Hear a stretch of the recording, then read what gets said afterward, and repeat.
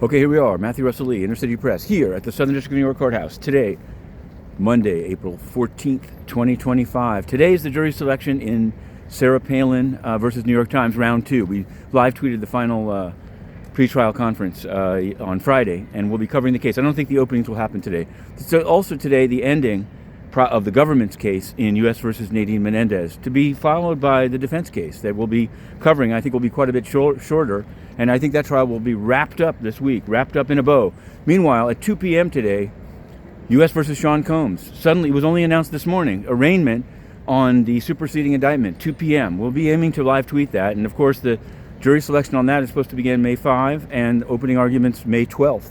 We'll have to see. Both sides have put in their proposed jury questions. We're covering it closely, as we did Friday. Friday, we stumbled onto this case of tennis tour players' incipient union suing the ATP Tour. It was on a motion where it turns out that the allegation is that the tour is trying to intimidate people from joining the lawsuit, and was also encouraging people to sign a statement against the lawsuit. Much was made of Novak Djokovic not having joined the lawsuit, despite having been involved in the formation of this incipient union. We covered it, and we're going to keep covering that case. It was kind of interesting and unexpected, as was the very terse notice in the docket that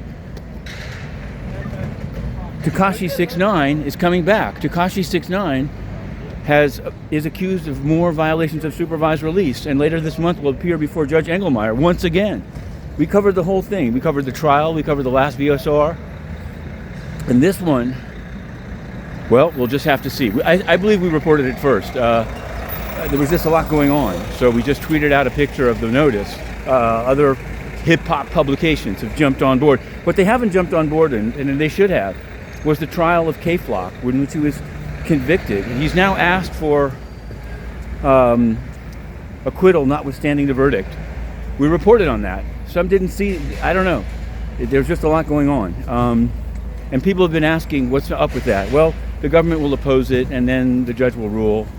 If it passes any guide, it'll be denied. That's just generally how those things go. But you never know. You never know. It was a short but succinct bid by K-Flock, its lawyer. So that's the case that we're covering. Now, finally, as we approach the courthouse, we do cover the United Nations, and we refuse to stop reporting on it, despite them having they basically banned Inner City Press, thinking that way you can't report. Well, today we wrote a follow-up on our series on the ITU corruption scandal, Lithuanian angle. You can find that online. And today in the Security Council, presided over by the French mission and Jérôme Bonafont, today in the Security Council, a guy called Alexander Ivanko, longtime SRSG.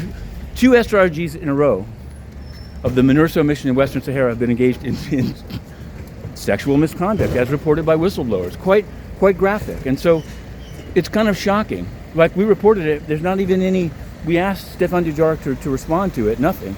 Today, this same guy will be pontificating in the Security Council behind closed doors about Western Sahara, despite the enormous scandal that surrounds him. Again, the UN is irredeemable. It must be reformed, and we're still waiting. It's a litmus test. You can't keep banning the press.